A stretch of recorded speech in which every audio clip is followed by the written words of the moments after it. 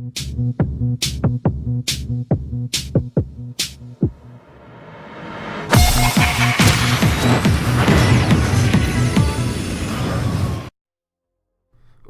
up people, this is Deathbringer here, or Chris. Welcome back to some more Black Ops 2 Search and Destroy gameplay. Today I'm running on the map Slums. As you can see right now on screen, I am using the MP7 silencer with extreme conditioning, toughness, flak jacket and lightweight, my usual setup.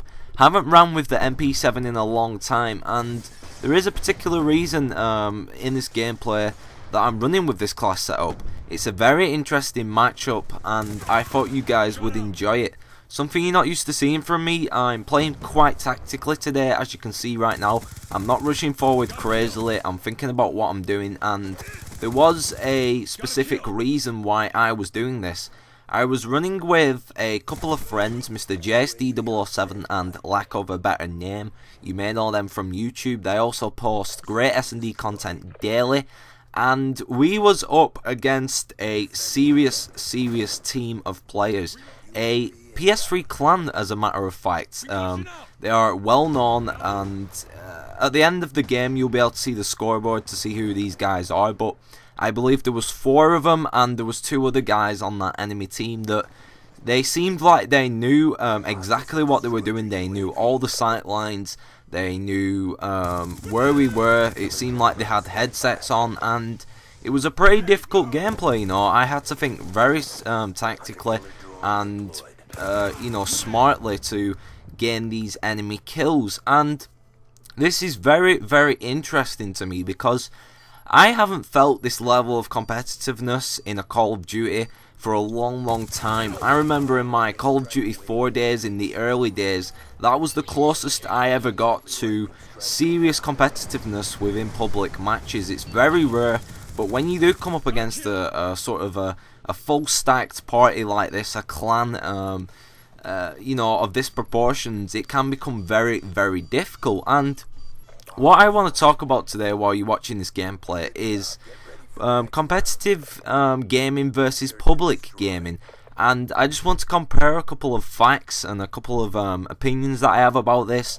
just sort of discuss it with you guys and hopefully get a bit of feedback. So this clan that we're versing today was very good at what they do. They really give us a run for the money, and the reason I sort of figured out that I needed to sit back a couple of times throughout this gameplay, and I needed to wait for these guys, playing a little bit more tactically than usually used to seeing from me. I'm not all out rushing, is because this team absolutely steamrolled us in the previous game. They rushed the hell out of us, and I believe we were on the same map. And everyone knows that Slums is a difficult map to begin with, especially when you're trying to come out of the offensive side into the defensive side. So I was very happy with the way that we all performed, and me in particular, I ended up getting 17 kills, which is something that amazes me at times. You know, I think, wow, look at the decisions I made. I look back and I think, I really had my head screwed on throughout this gameplay to help get the victory, and it was a great team effort. And this kind of level of search and destroy isn't usually found in public matches. It's usually found in the competitive scene, where people know where you're gonna be. And as I've said, you know, it was hard to break this team down. This kind of level gives me a sense of achievement and a absolutely amazing feeling. Once we actually won this game, it gave me a crazy feeling that I haven't felt in ages. And this is the root of why I play Search and Destroy, to get games like this where, you know, we're competing at the highest possible levels. You know, we all know what we're doing, and it's, you know, it's man v man, it's team versus team. And when you beat someone who's better than you, or you think is better than you, and you beat them hands down, no excuses possible, then that is the best feeling in the world for SnD.